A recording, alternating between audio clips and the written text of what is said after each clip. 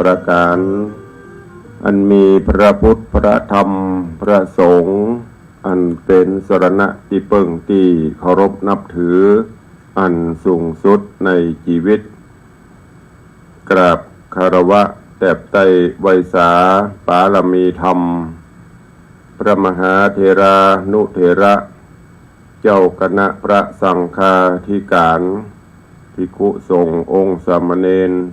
จุตนจุองค์โดยความเคารพเจริญสุขเจริญพร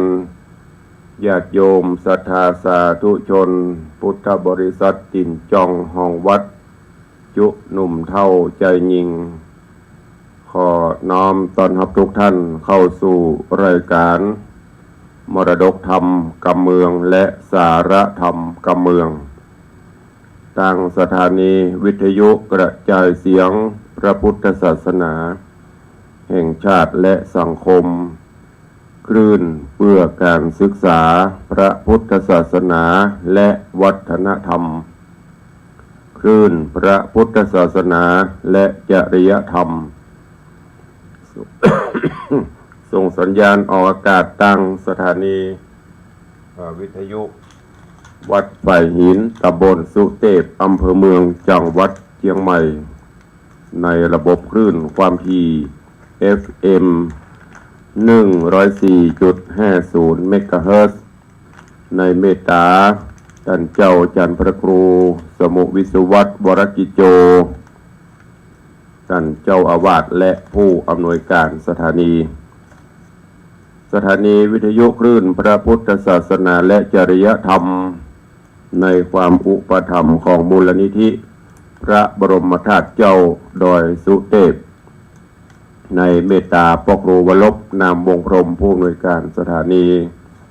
และท่านเจ้าจารย์พระมหาประสิทธิ์หัวหน้าสถานีผู้ควบคุม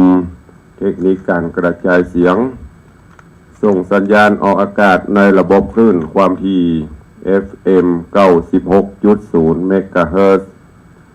ตลอดจนสถานีวิทยุชุมชนต่างๆที่ต่างท่านผู้อำนวยการได้ลิงก์สัญญาณนี้จากแม่ข่ายออกอากาศให้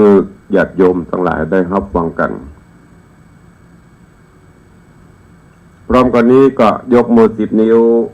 กราบถวายการต้อนรับและเจริญพรต้อนรับครูบาอาจารย์ท่านเจ้าพระสงฆ์องค์เณรญาติโยมศรัทธาสาธุชนที่ได้เข้ามาติดตามรับชมรับฟังทางภาพและเสียงการไลฟ์สดทาง Facebook ไลฟ์ของวัดวังสิงห์คำ Facebook ไลฟ์ของธรรมะภาคเหนือ Facebook ไลฟ์ของธรรมะคลายเครียด Facebook ไลฟ์ของทีวีวัดฝ่ายหิน Facebook ไลฟ์ของท่านพระครูสมุวิศวัตรวรกิจโจตลอดจนหน้าจอ Facebook ไลฟ์ของญาติธรรม FC แฟนรายการทุกรูปทุกท่านที่ได้เข้ามาแล้วได้กดแชร์กดไลค์ร่วมกันเผยแพร่เสียงธรรมสาระคติต่างๆนี้ไปยังกลุ่มเพื่อนๆของทุกท่านรายการนี้ดำเนินโดยอาตมาภาพพระครูวิสิทธิ์ศรีลาภรณ์รองเจ้าคณะอำเภอเมืองเชียงใหม่เจ้าอาวาสวัดวังสิงห์คำตำบลป่าแดดอำเภอเมืองจังหวัดเชียงใหม่หรือตู้ลุงในวังนำรายการมาพบปะกับทุกท่านตั้งแต่เวลานี้เป็นต้นไปก็ปากันวันนี้ยังมีเสียงกระแอมกระไอเสียงยังบ่ค่อยปกติกันเนอะก็ต้องขอประทานอภัยสู่มาอภัยกับครูบาอาจารย์ท่านเจ้าญาติโยมศรัทธาล่วงหน้าก่อนก็ห่างหายไปเมินก็โดยเหตุอย่างที่ได้กล่าวไปเมื่อตะวาเป็นไอเป็นวัดเสียงบ่ค่อยปกติอากาศมันเปลี่ยนแปลงแต่ช่วงนี้ก็เริ่มอุ่นๆลงมาพ่องบ่พอถึงกับหนาวอย่างกูเตื้อก็เป็นปัญหาเป็นอุปสรรคในการใช้เสียงอย่างที่ได้บอกไปเปิดมนิมนต์ไปโปรดเมตตาเทศนาธรรมตามวัดก็ดีตามบ้านก็ตามหลายที่บ่ได้ไปโปรดเมตตา ก็ต้องขอประทานอภัยสุมาอภัยกับครูบาอาจารย์กับญาติโยมศรัทธานาบุญตัวเนอะก็จะพยายามมาพบมาปะกับทุกท่านถึงแม้จะมีเสียงบ่ค่อยปกติเตื้อจะกะแอมกะไอออกไปจะได้ก็สุมาอภัยอดใจฟังกันไปเนอะห่างหายไปเมินญาติโยมก็โทรศัพท์สอบถามเป็นยังกาก็ดังที่เหตุผลได้อู้ได้จ่าไปก่อนที่จะได้ฟังน้ำฟังธรรมก็ขออนุญาตตักทายญาติโยมศรัทธาตั้งหน้าจอ Facebook ไลฟ์ก่อนเนาะที่เข้ามาติดตามในตอนนี้เจริญปอนโยมพี่หมอมัทนาอัมพันธ์เนอร์กับใบสาหลวงพ่อพระครูเจ้าสาธุเจริญปอนโยมสุปรณีรูมาจากม่วงเขียวจากร่องวัวแดงกับใบสาเจริญปอนคุณโยมจันสายแปลงหลวงกับสาธุเจ้าเจริญปอนโยมแม่เลี้ยงสมพรโยมพี่ชิดชบาเนอะกับใบสาหลวงพ่อเจ้าสาธุเจริญปอนญาติโยมวันนี้ที่กำลังส่องกำลังพอก็ยังมีหลายท่านอยู่ก็ขอน้อมต้อนรับทุกท่านเข้าสู่รายการโดยทั่วกันเนอะส่วนต่างบ้านต่างจองแถมสกรรมใต้รายการถ้ามีเวลาจะโทรเข้ามาร่วมรายการในตอนใต้รายการคือกำลังใจตลอดจนทดสอบการกระจายเสียงทางสถานีวิทยุก็เจริญปอนโอกาสบัดนี้ฟังน้ำฟังธรรมในหัวใจของรายการกันก่อนเนอะตุลุงได้นำเอาธรรมเทศนาเรื่องเตโจญาโมมาเทศนาให้ทุกท่านได้รับฟังกันก็ว่าเป็นผูกแรกตอนแรกจบไปวันนี้ก็มาฟังกันต่อว่าเรื่องราวของเตโจญาโมจะเป็นจะได้ในตอนตะวาระวัง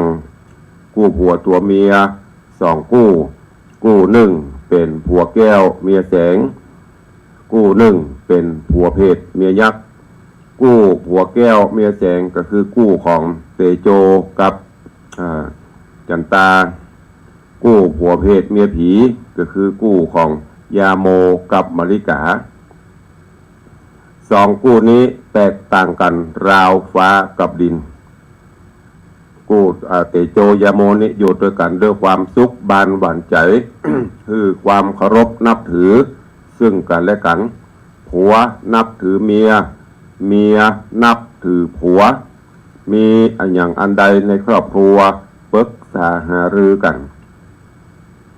อย่างกรรมโบราณประวัติพ่อใจเป็นจ้างตินหน้าไม่ยิงเป็นจ้างตินหลัง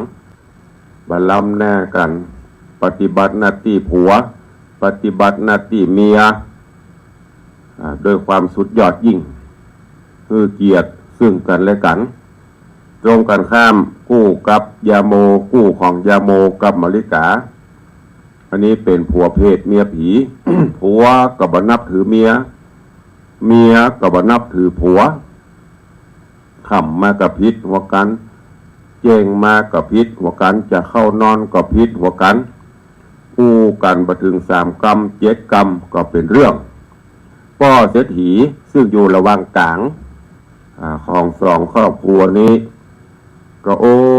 มันเป็นจะได้ประล้ำประเลือประ2 กู้นี้ก็เลยเอาคำทองคำอย่างละปันห่อละปัน ห่อที่1ก็ไปบ้านเตโจกับจันตาไปถึงก็ไปถามหาเตโจก็ออกมารับจันตาก็ออกมาต้อนรับพ่อแล้วก็ถามพ่อเศรษฐีวันนี้เป็นจะได้จ้าพ่อเศรษฐีอุตส่าห์มาเยี่ยมมาเยือนถึงบ้านถึงจองมีอะไรอย่างจะฮือฮับใจกะพ่อเศรษฐีก็บอกที่พ่อมาหานี้ไม่ได้มีอย่างอะ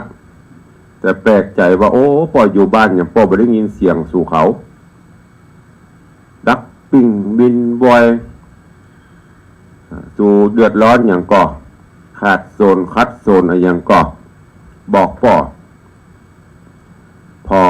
สู่หายใจเพอยู่บ้านพ่อของผู้ยังได้ยินอยู่นะดกแสดงว่ามันเงียบปิ้งดับเย็นเจียงตีเอาจะอีนอพ่อเขาได้ยินสู่ตึงกู้เนี่ยพิษเถียงหัวกันพ่องลองบุกหูดีตาตบกันหรือป่อพ่อป่อวังได้ยินพ่อหรอถ้าสู่เนี่ยได้ภายใน7 วันนี้ป่อ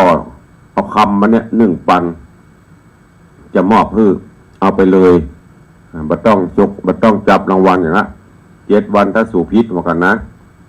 สักเตื้อ2 เตื้อนี่มาเอาไปเลยยกฮื้อไปเลยจากนั้นก็ปิดแถมวันก็ไปบ้านของยาโมกับมาริกาก็ไปอย่างเดียวกันนะขึ้นไปบ้านยาโมหันป่อเสียทีมาก็โอ้วันนี้ป่อเสียทีมามีอะไรอย่างจ๊ะป่อเสียทีก็บอกว่าโอ้ป่ออยู่บ้านป่อไปได้รับดีนอนดีเสียงสู่เขานี่คิดหัวกันอยู่ตึงวันปุ่นได้ยินไปแถวบ้านปุ่นบ้านป่อปุ่นขลุ่มตึงตังบุกหูตีตาเดือดร้อนกันอย่างปลาล่ำปลาเหลืออยู่เดือดร้อนคัดโซนอย่างกะเอาจากอีวันนี้ป่อเอาคำมานี่ปัน1เอามาอย่างเอามาจ้างสู่เขาหน่อยภายใน7 วันนี่ขอให้สู่เนี่ยดักหูเด่นใจเฉพาะอู้ม่วนจาวานกันเฉพาะจะไปพิษไปเถียงกันเดือดงันสันเล่ากันลำไป7 วันนี้ถ้าสู่เขาเนี่ยได้ยุดได้บะพิษบะเทียงหัวกันได้ดักปิ้งเย็นบอยเย็นอกเย็นใจได้เอาไปเลย1 ปันคำปันนี้ก็ยกฮื้อฟรีๆแล้วก็มารูนมันยังจะแถมสิ่งสารสัตว์จังมาอย่างพวกช่วยเหลือสงเคราะห์อนุเคราะห์กันจากนั้นก็เสียทีกับปิกไปในระหว่างต่อไปนี้ครอบครัวใดจะทำได้ดังกรรมที่ป่อเสียทีได้เอาคำไปว่าจ้างครอบครัวเตโจกับยาโมเตโจกับจันตาคือได้พิษหัวกันสัก7 วันถ้าเนี้ยได้เอาไปเลยคำปัน1ส่วนครอบครัวของยาโมกับมาริกาถ้าดับปิ้งบินบอยดับหูเย็นใจได้ภายใน7 วันเอาไปเลยคำ1 ปันญาติโยมทั้งหลายลองฟังว่า2 ครอบครัวนี้จะทำได้หรือไม่เชิญทุกท่านตั้งอกตั้งใจฟังธรรมเทศนาเรื่องเตโจยาโมในตอนที่2ณโอกาสบัดนี้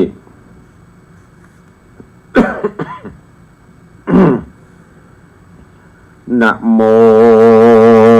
ตัสสะภะคะวะโตอะระหะโตสัมมาสัมพุทธัสสะ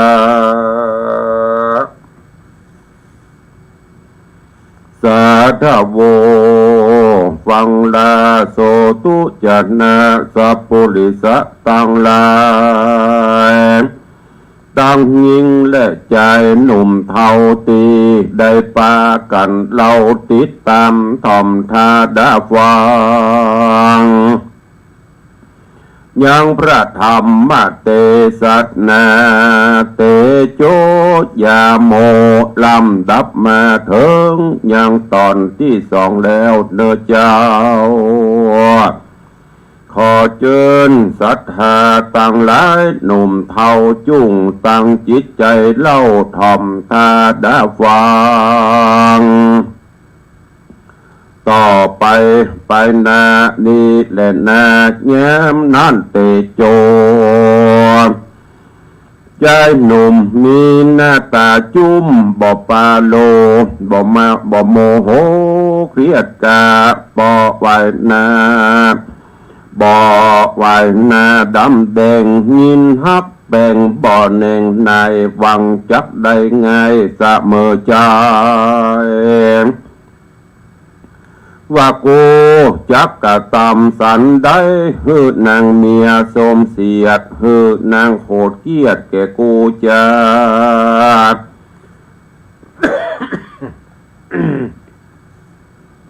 จริงทาลิว่าลงเฮือนไปบ่จ้า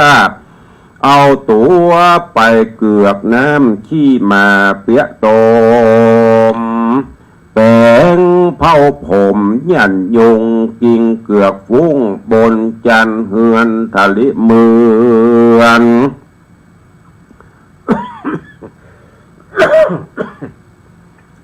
ทะริเหมือนดังเป็นบามานอนห่มผ้าอยู่ในเฮือนก็มีแหละนางกะตาในกาละยามนอนนางเกี่ยวจันตาไปกาดมาแต่เจ้ากับปอกเตาขึ้นมาจริงเรียกหาจ้องว่าตัวข้าน้องจันตาปิกขึ้นมาสู่บ้านขอปีตานรีบมาไว้ข้าน้องไทยได้เอามาอย่างจีนป่าและปูยาหมากเมียงจักเอาเลี้ยงสามีกาเป็นเจ้าเป็นขาบเขาปุญจาไปไหนเสียจ้าพี่เป็นเจ้าเอาหรือว่าหนีเข้าอยู่เตาไฟหรือว่าไปอยู่ในสวนนอกยังบ่ปีกบอกขึ้นมานางจันตาเกี่ยวไทยร้องเรียกใจกำหวานหูเรียกสลีบุญจูผัวตนยินกังบนแต่ใบนางหน้าไทยพอไปมาบ่หันสามิกาสักแห่งจริงรีบเล่นคืนเข้าไปในเฮือนไวก็หันผัวใส่ใจนอนห่มผ้าพอดูตัวแลนามีกาเปียเปะตมดังจักเป็นลมบากังน้ำตานางยวะหลังไหลตกว่าอกอกเจ้าขาบยินตกใจกังกว่าตัวน้องลาก้อยนั่งลงดูว่าโอ้ยน้อผัวควันกูเป็นดังอีเดิมอ่อนก่อนกี่บอกเคยมีมาจริงยอฮัตถากาบว่าว่าปีไทยเป็นสังจาหรือว่าผีมาสิงเขาหรือว่ากินเหล้าและเมายาบอกเคยหันมาแต่ก่อนหรือว่าผีมาสอนเขาสิ่งลมยัดติ่งใจสั่นลมให้บันปลายนายน้องจักกะเนี่ยสันใดเล่านิจาในกาละนั่นนาส่วนว่าเจ้าเตโจทาริโมโหห้องดาบว่าอีห้าจันตามึงเข้ามาสู่สังนีกูนี่ว่าใจผัวมึงอีซึ่งตึงวุยวอกแม่ยิงสอกกอกใจมามึงอย่ามาสู่กล้าตัวมึงบาปใบใจดำแล้วเนี่ยงำเหงือกแปงตาเลื่อมเหลือกไปมาแง้มนอนนางจันตานาดนองจริงโศกต้องโศกาอยู่ขะนิ่งไปมาทวนทีว่าผัวข้าน้องนี้เป็นลายมีเยื่องมากลายเตควีดังเป็นผีเข้ามาสิ่งเขาเอา จากไปถามหมอเท่าปรึกษาว่าเป็นสั่งจาผัวความตุกคืนวันบ่เป็นดังเอคือว่าใครกินหมูเป็ดไก่ข้าน้องก็จักเอามาไว้ปูจาขอหมอจุ่งมาใส่บักบนเก้ตามหนโลกว่าก็จักแต่งดีแล้วว่าอ่านตอดสะมิงคะเนในขณะยามนอนส่วนอันวเตโจใจมาขานิงใจทวนที่กลัวว่าบอดีกับตัวยับมองมัวไปนาจริงกล่าวแกน้องลาเมียแปลงว่าตาตะดูราจอมแปลงเฮ้ยเป็นเจ้ากู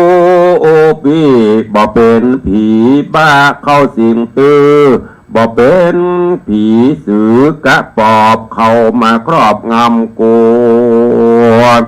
ยินอินดูน้องแก้วตัวพี่หูคิงมาแล้วขอน้องแก้วพี่อย่าได้ไปเลยสายใจเฮ้ยเจ้าปีเมื่อแงมเจ้ากี้ปี้มาเมาหัวได้ดาลิตัวปันบ้าเนี่ยมายาสากาดได้ปังปาดลงได้กูปี้ไทยขอขมาขอสะดีโสภายกโตดอย่าคิ้วโคดขนองในขอใส่ใจอย่าตื่นโตดจุ่มได้โพดคุณแน่แย้มนั่นแน่นางจันตาอันเป็นเมียแก้วยินกำแล้วใส่ใจจริงตักเอาน้ำใส่สะอาดมาล้างลาดตนผัวจะล้างหัวสวยหน้าเปลี่ยนเสื้อผ้าครัวใบล้างเหือนในแย่นอกห้องนางนาดนองรีบเร่งดาตามเนี่ยของกินล้ำหลายสิ่งอาหารยิ่งข้าวหวานเจือจานสนุกยิ่งกับกินอีกันกินอิ่มแล้วผัวตนแก้วเตโจใจจิงจวนเอานายน้องเจ้าจันตาวดูราสายตาเฮ้ยน้องน่าเอานางจุ่งแต่งหอกเขาและทงป้าเฮาจับไปหาเฮาจับไปหาป่าก็กังตามแหล่งน้ำตั้งในโดงจุ่งสะปายทงไปก่อนนะ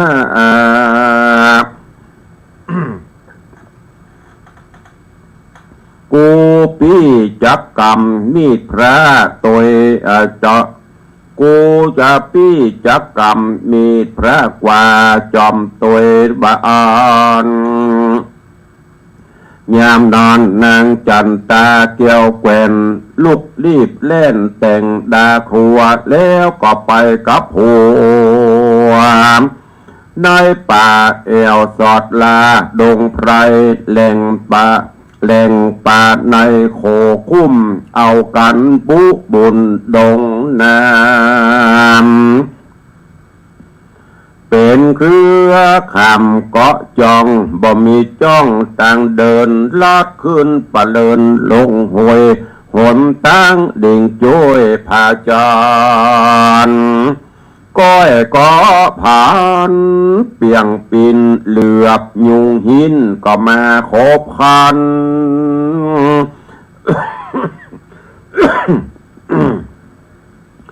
นางจันตาบ่ลำพันจมสามโอดปินเปียงคำดอยจัน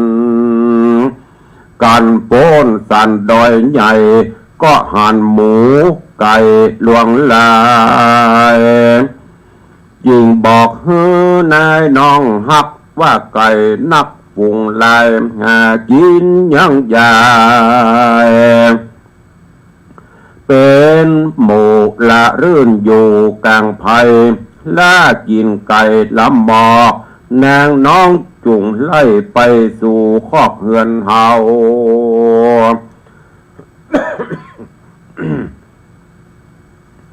ยามนานนางนงเราจันตาจิงห้องจะไล่ฝูงไก่ว่าสู้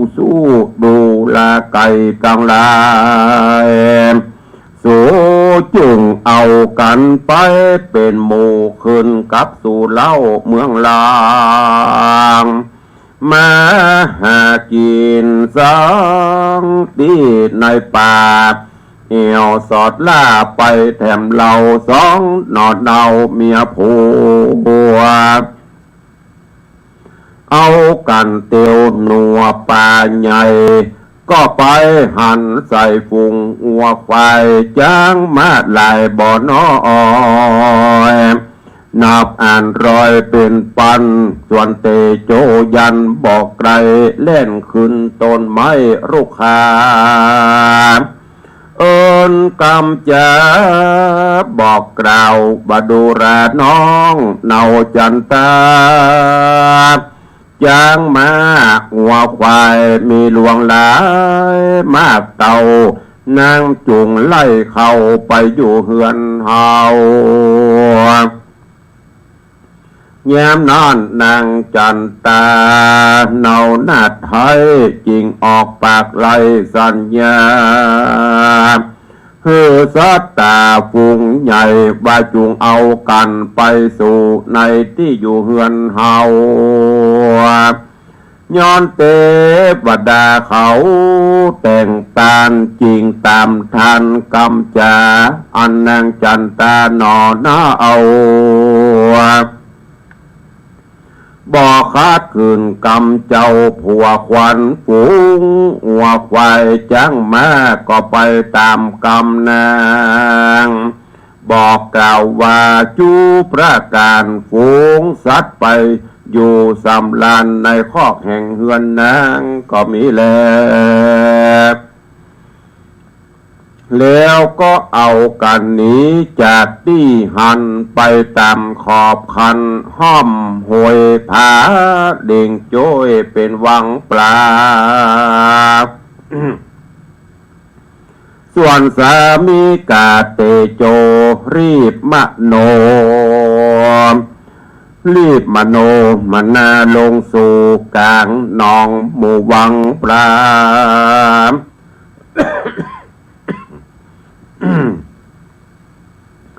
งมเอามาชาป่าที่บ่มีเงี้ยงส่วนป่าดุกอุยและดุกดันฮือนางจันตารีบงมเอาป่าดุกเหล่าตังเปะตมนางก็รีบงมมาใส่ของนางนาดน้องบ่โอยคลางอ่านจักหมายฮือป่าปักมือนางให้ห้องความเจ็บครางเจ็บปวดก็ลวดบ่ลางจักมีส่วนว่าเตโจนั้นก็งมบ่ยังได้ป่ากั้งว่าเป็นป่าดุก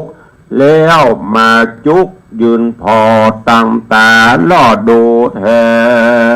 น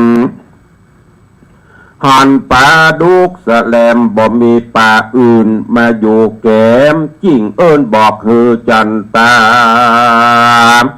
ว่าเป็นป่ากังข้าใจโวยอย่ายังเป็นป่ากังจงรีบงมเอานางอย่าจุกเศร้าอยู่จ้ามันบ่เหมือนท่าเฮามันบ่นิ่มท่าเฮานานางจูงกำเอามาอย่าจ้าน้องบ่ท่ากลัวปักมือยามนอนนางงามลือจันตารีบมโนมนา สะสายรีบยับใดตันตาหากเป็นป่าดุกแงเงี่ยงคมยื่นฮื้อแก่อุดมผัวค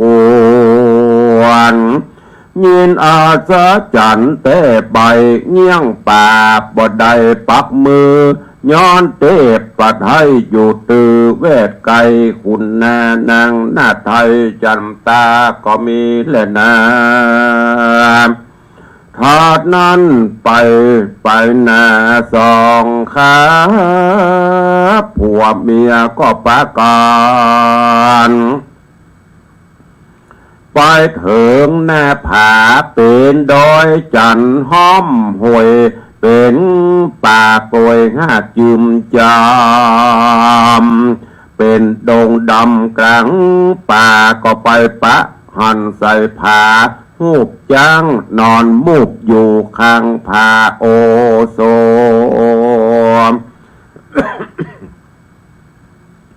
ส่วนเจ้าเตโจหนุ่มน้อยก็จริงก้อยเอาตัวเปี่ยงคืนใดแล้วก็ห้องหานางหน้าไทยคิงบางบาดูรานางน้องไทยนางอย่าได้ขัดคอจุงรีแปลงคอและคอนปี้จับขี่คอนต้อนจ้างแห่งเฮายามนอนนางนอดเนาน้องไทยอยู่บ่อใดขัดคอจริงตัดไม้แปลงคอยื่นฮื้อแก่เจ้าบุญตือเตโจอันนั่งอยู่เหนือบนคอเนี่ยเอาไม้ขอสับสวายก็กลายเป็นจ้างลูกโดยง่ายเร็วปานกลายเป็นคำเหลื่อมล่อลุดลงกองกอดาตั้งเป็นสายยามนอนจันตานายน้องเนาเก็บคำเบ้าใส่ธงแย่เมื่อค่ำวันลงแย่เมื่อตาวันลงคำแล้วจริงร้องเรียกผัวเกี่ยวลงมายามนอนผาหูบจ้างก็เหมือนดังมีจิตใจ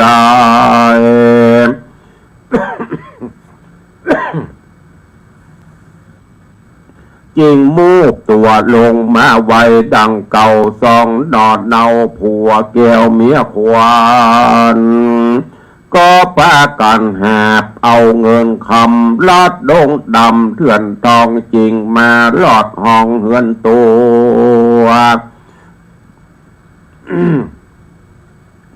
ก็หันงัวควายจ้างมาตั้งหมูไก่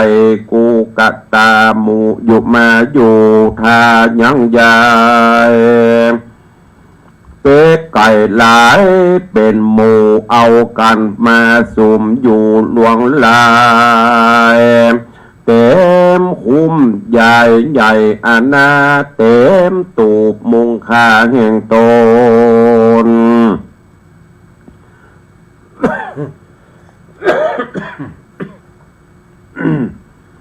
ก็โดยพันละบุญแห่งสองเจ้า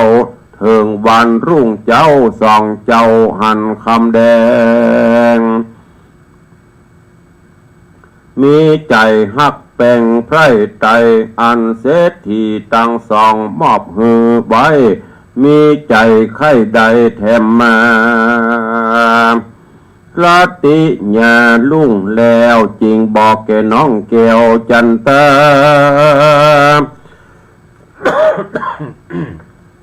ว่า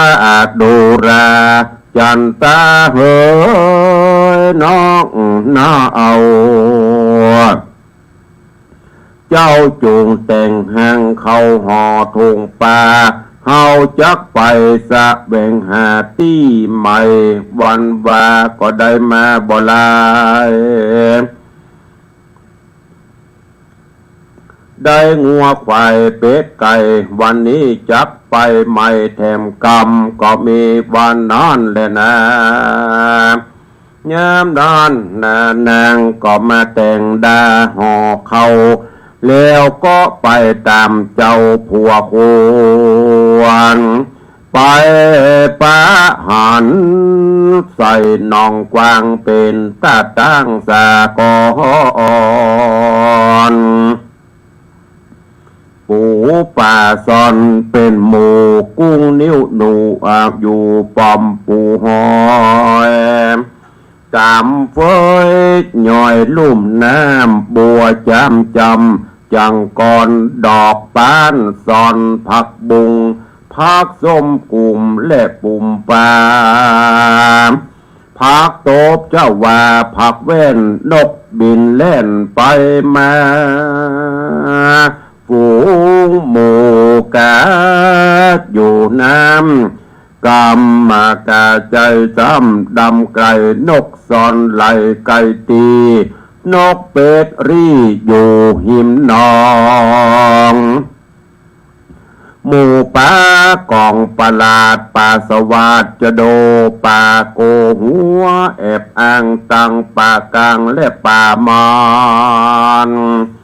ป่านวลจันทร์และป่าเบิกวิดเว้นฟีกไป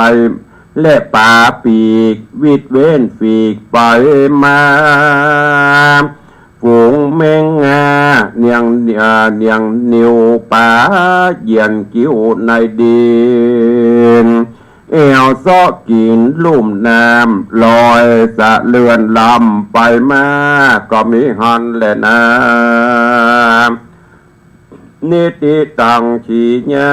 สังวันนาวิเศษจะห้องเหตุธรรมเทศนาเรื่องเตโจยาโม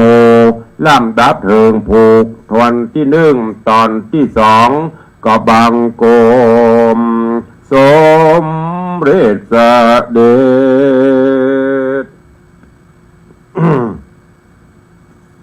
เตโจยาโม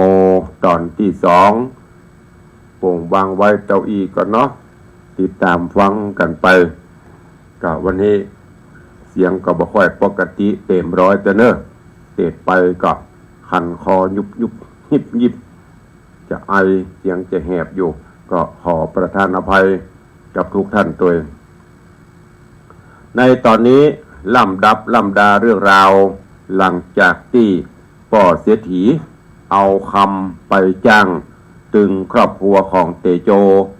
ตึงครอบครัวของยาโมว่าโดยเฉพาะครอบครัวของเตโจ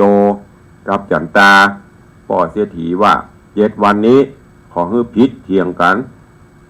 บุบหูตีตากันพ้องก็ดีแอนตาซินจะจ่ายมอบคือประเด็น1,000แล้วก็ไปครอบครัวของยาโมคือดักให้พ้องดักหูเย็นใจให้พ้องจะไปพิษไปเถียงกันถ้าทำได้เอาไปเลยคำปันนี้มอบฮือเมื่อป่อเสียถีปีกไปเริ่มลำดับแรกตั้งแต่ครอบครัวของเตโจกับจันตาเตโจก็หาวิธีจะพิษกันกับจันตา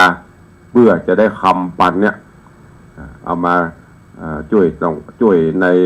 ความเป็นอยู่ของครอบครัวเริ่มแรกก็เลยวันที่จันตาไปกาดไปเสาะซื้อของกินของบ้านมาเนี่ยกินโอ้เตโจก็เริ่มวางแผนจะฮือจันตาเครียดฮือจันตาโขดก็ลงไปที่ขี้มาเดี๋ยวนี้มาหูจักละขี้มาแล้วอ่อนรุ่นใหม่นะน้ำที่เปิ้นชะล้างมันเนี่ยแต่ก่อนนี่เปิ้นห้องจานก่อนหรือชานบ้านมันจะล้างถ้วยล้างจานลงไปตะลุ่มไก่ก็จะเคี่ยกินเศษอาหารมันเนี่ยพ้องขี้มามันจะดำปิกเนี่ยก็ลงไปกิ้งไปเกือกกิ้งเกือกมอมแมมเสร็จเรียบร้อยก็ขึ้นไปบ้านนอนเข้าไปนอนห่มผ้านะที่นอนปุ่นจะจันตาปิกลูกกาดมาปกติจะหันเตโจกวาดบ้านกวาดจองเพี้ยวบ้านเพี้ยวจองกวาดตะล่างกลางควงวันนี้อย่างดับปิ้งวินบ่อยนี่ไปที่ไหนก็ว่าไปตรงไปนาไปซ่อปูซ่อป่ากะ ห้องหาเพราะว่าซื้อของกินมาหรอกถึงเวลาจะกินข้าวกินน้ำตัวเองเสาะหาตั้งได้ก็เหี่ยวไปปื้นกันล่างก็ดักไปสวนกับบ่มี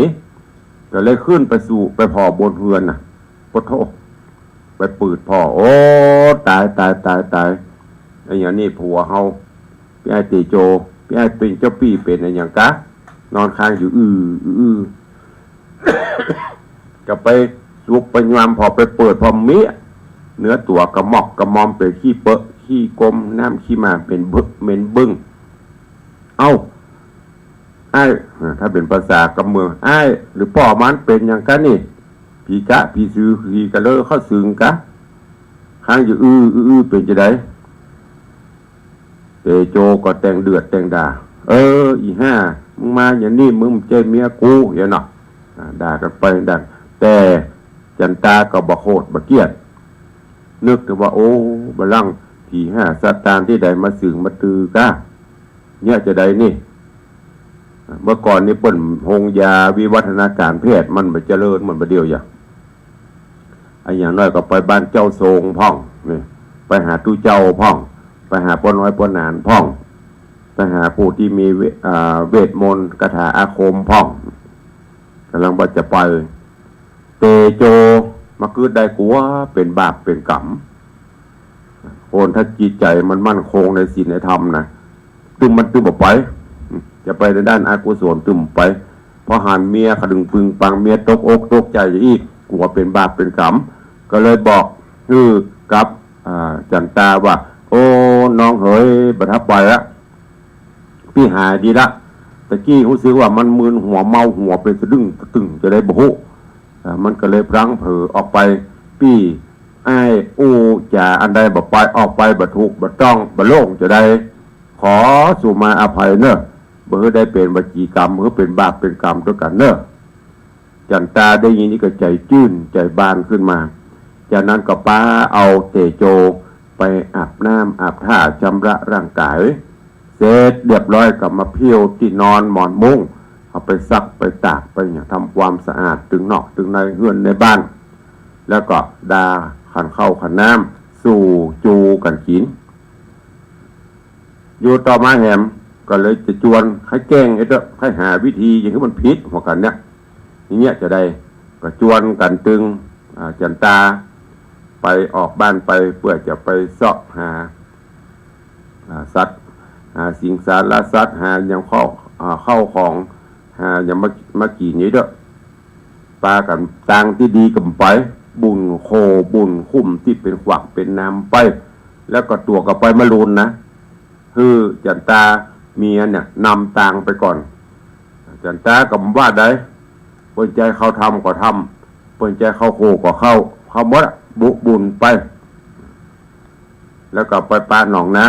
ำปลาก็ไปงมป่าอันไหนที่มีเงี้ยงก็คือจันตาเป็นคนงม จันตากับเดือดร้อนจำงมก็งมจำอย่างเงี้ยมดตามคำพระสามี พอจำเนี่ยไปเนี่ยหมดได้ปูได้ปลาปีกมาวันนั้นก็ยังบ่ผิดกันเตื้อปีกบ้านมาก็ทำอาหารการกินไปปะใส่ไก่ป่าก็บอกให้จันตาไล่ปิดไปปะใส่งัวใส่ควายก็บอกให้จันตาไล่ปิดไปปะใส่ใบหินก็หาว่าเป็นจ้างขึ้นไปหนังบนบอกให้จันตาแปลงไม่ขอให้จันตาก็บคัดสั่งมา น้องจัดให้ทุกอย่างมันพิษมาเนี่ยถ้าเป็นกระเด็นแถมกู้กับรองพ่อกะมันจะเป็นจะได้เนี่ยคือการเคารพนับถือบพิษบเทียงบเดือดร้อนทำตามไปความสุขก็เกิดขึ้นบพิษบเทียงกันแผนการต่อมาวันนี้จะเข้าไปแหมตี้นึงจะชวนจันตาไปแหมตี้กำลังไปปะหนองน้ำจะไปหาน้ำจะได้ป่ากะจะได้อย่างปีกะก็ให้ฟังกันในผูกต่อไปเนอะในตอนต่อไปวันนี้เตโจแยโมก็โป่งวางไว้แต่เพียงเต้าอี้ก่อนในตอนที่สองเรื่องราวข้อคิดเป็นจะได้ฟังแล้วเก็บไปคิดพิจารณาเอา ขอสูบมาเนอะมันไอขลุ่งนี่นะเรื่องราว ข้อคิดในเรื่องของเตโจยาโมปัจจุบันนี้ก็ยังใจได้อยู่ถึงแม้นวิวัฒนาการความเป็นอยู่ทางโลกจะเจริญในด้านวัตถุจะเจริญแต่ความเคารพนับถือแต่ความตีฮือเกียรติโดยเฉพาะครอบครัวสามีภรรยามาเดือดสมายเนาะอยู่คนละตีละต่างเนี่ยการวันศุกร์มาปะกันวันเสาร์วันอาทิตย์อยู่วันธรรมดากับไปผัวอยู่ติ่งเมียอยู่ติ่งมาปะกันถ้าบ่ซื่อต่อกันก็อย่างว่านั่นเนอะแตกกันได้แต่นี่ด้วยความซื่อสัตย์ถึงแม้จะอยู่ต่างไกลกันอยู่คนละที่ละต่างแต่คือเกียรติซึ่งกันและกันเคารพนับถือซึ่งกันและกันมันก็เหมือนอย่างกู้ของเตโจยาโมเนี่ยมีความสุขก้อยฟังไปกู้ของยาโมกัมมลิกายังบ่ออกมาเตเนอร์ฝากไว้กับทุกท่านในวันนี้ตัว ก็ก่อนที่จะตักทายพี่น้องทางบ้านก็ขออนุญาตตักทายต่อทางหน้าเฟซเนาะตะกี้ประธานเข้ามา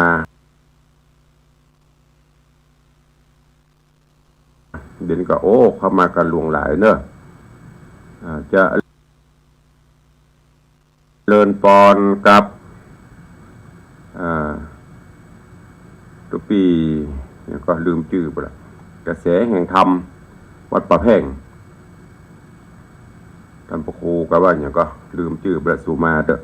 รู้จักดีแต่ขี้ลืมนะลืมชื่อเนี่ยก็ขอถวายการต้อนรับเนอะเจริญปอนต้อนรับพี่ไอ้ยุทธนาจังซอห่างดงจากบริษัทครับสาธุวันนี้ไปต่อยเล่ๆทำได้จ๊ะไม่ได้อยู่ได้ยั้งเหมือนกันเนาะพักผ่อนบ้างเนอะ ตุลุงกว่าจะหายแล้วเพราะเนี่ยเกือบจะปกติเลยเถอะมันยังมีแถมหน่อยอยู่แต่ว่ากระดบก็ชวนป่วยเข้าไปแถม1 ขวดแต่คืนนี้ก็รู้สึกจะมีไข้น้อยๆก็เลยฉันทิฟฟี่เข้าไปพาราเข้าไปตอนนี้ยังหมึงหมังอยู่ก็ว่าแต่ว่ากำลังเริ่มแรกวันนี้จะหายแฮมก็เลยจะโดนมาก็เลยต้อง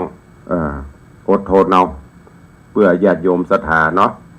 เจริญปอนวันหน้า1เนอะหายดีหรือยังบุญรักษาปารมีคุ้มครองเนอะหายบ่อยๆจะได้ออกมาจมนักๆแฮม ท่านปัญญาจารย์วิจิตรธีรธรรมหัวหน้าฝ่ายป้องกันและบรรเทาสาธารณภัย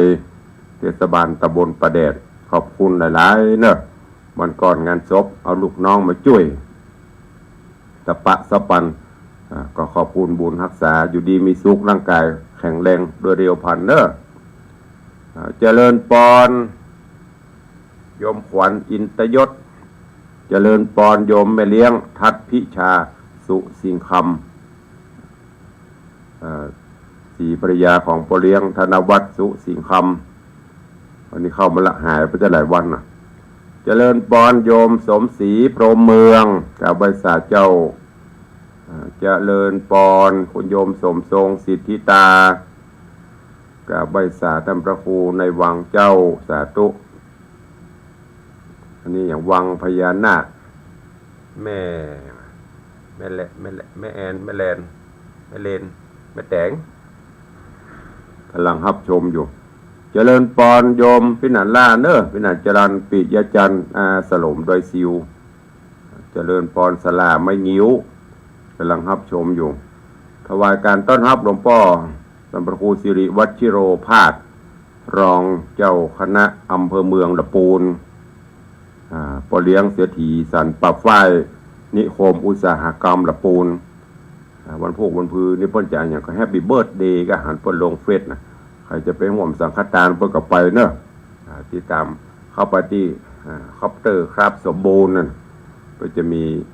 Facebook ของเปิ้นรายละเอียดอยู่ที่หันไปดูเอาเจริญปอน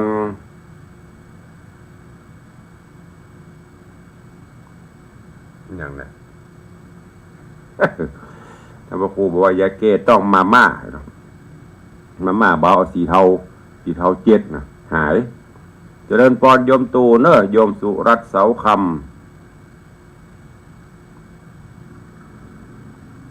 เจริญปอนคุณโยมอย่างนี้เพชรศรีกราบสาธุเจ้าโยมมีเป็นสีจากสันทรายอนุโมทนาขอบคุณทุกท่านเนอะอันนี้ต่างเฟซบุ๊กไลน์ต่างบ้านใครจะอู้ตัวแจ้งผลการรับฟังเข้ามาเนอะ0817836540 0817836540